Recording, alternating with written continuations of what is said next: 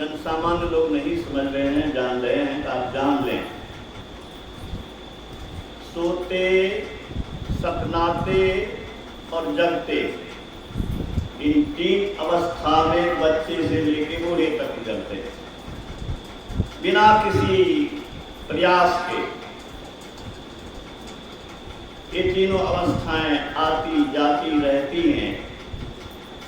संत लोग, मुमुक्षु लोग, जो दुखों से छूटना चाहता है, जो समझ लिया कि संसार की किसी भी चीज से, किसी भी उपलब्धि से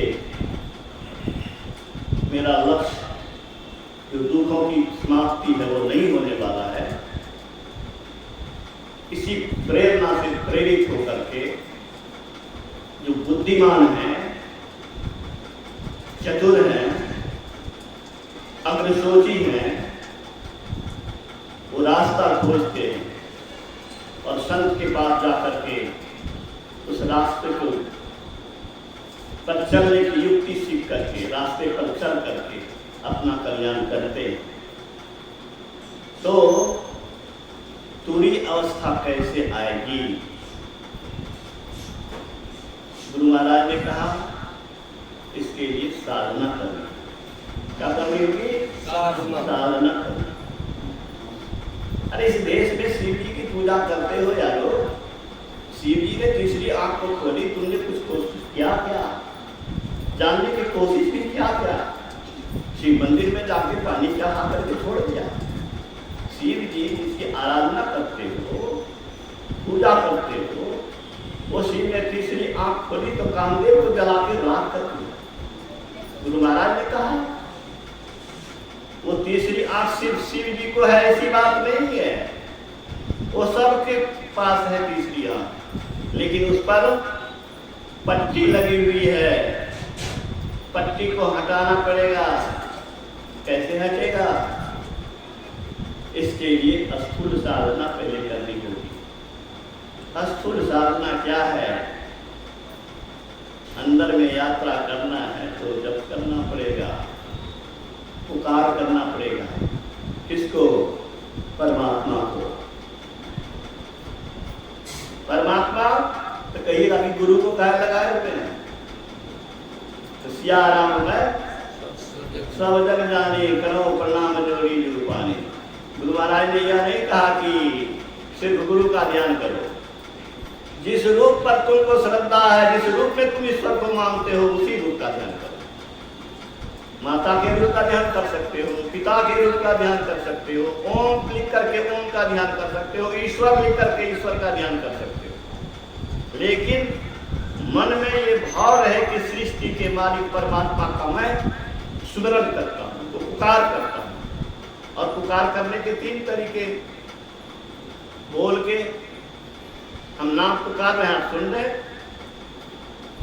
हम इतना स्लो बोल रहे हैं कि जीभ डोलता है, कंठ हिलता है, लेकिन दूसरा सुनता नहीं है। ये उपान सुन जाता और मन ही मन जब जीभ डोले न कंठ हिले, वो क्या है?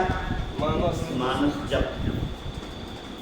मानस जप में आप कितने मजबूत हैं, आप अपनी परीक्षा अपने आप कर सकते हैं। ठीक है? मानस जप में जब तक मजबूत नहीं होगा, मानस ध्यान में वह सफल नहीं होगा। जप में मजबूती की क्या पहचान है?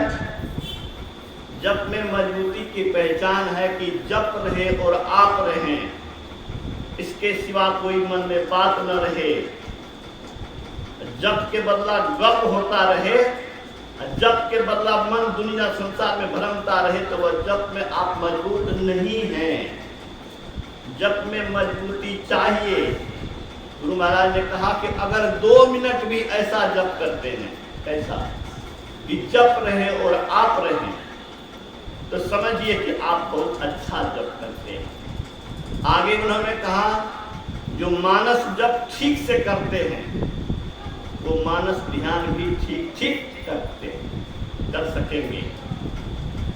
मानस ध्यान के विषय में गुरु महाराज ने कहा, परम संत बाबा देवी साहब ने मुझसे पूछा था कि मानस ध्यान जो करते हो तो हूबहू रूप उगा लेते हो, खोल के जैसे देख रहा हूं वैसे आंख बंद रहने पर दिखेगा। यह रहस्य जानिए, जिसने देखा है वो कहते हैं। तो गुरु महाराज को पूछा कि क्या हूबहू रूप देख लेते हो? तो गुरु महाराज ने कहा बहुत कोशिश करने पर धुंधला नजर आता है। परम संत बाबा देवी साहब गुरु महाराज के गुरु ने क्या कहा? मैंने हूबहू रूप उगा लिया। जो हूबहू रूप उगा लेगा, जब में मजबूत होगा, वह दृष्टि को एक बिंदु पर एकत्रित करेगा। गुरु महाराज कहते हैं कैसे करोगे? सुई के छिद्र में धागा पहनाते समय जैसी तुम्हारी दृष्टि सिमटी हुई रहती है, उसी तरह से गुरु से युक्ति लेकर के अंदर में अभ्यास करो। जो कोई ऐसा करने में सफल होता है उसकी अवस्था बदल जाती है, और अवस्था बदलने का नाम ही है तुरीय अवस्था। वो तुरीय अवस्था में होता क्या है? गुरु महाराज ने कहा होता यही है कि जैसे स्वप्न भंग होता है और तुम कहते हो कि ये तो मिथ्या था, इसमें कुछ दम नहीं था, ऐसे ही तुरीय अवस्था में जाओगे ये संसार तुमको भ्रम मालूम होने लगेगा। अभी तो हम लोग मकान, दुकान, बैंक बैलेंस, शरीर, संसार, सब कुछ यही सब कुछ नजर आ रहा है। जिसने उस अवस्था को पाया और जिसने इन सारे दुखों से अपने को छुड़ाने का रास्ता ढूंढा, उनकी वाणी पर अगर चलेंगे तो आपका कल्याण होगा।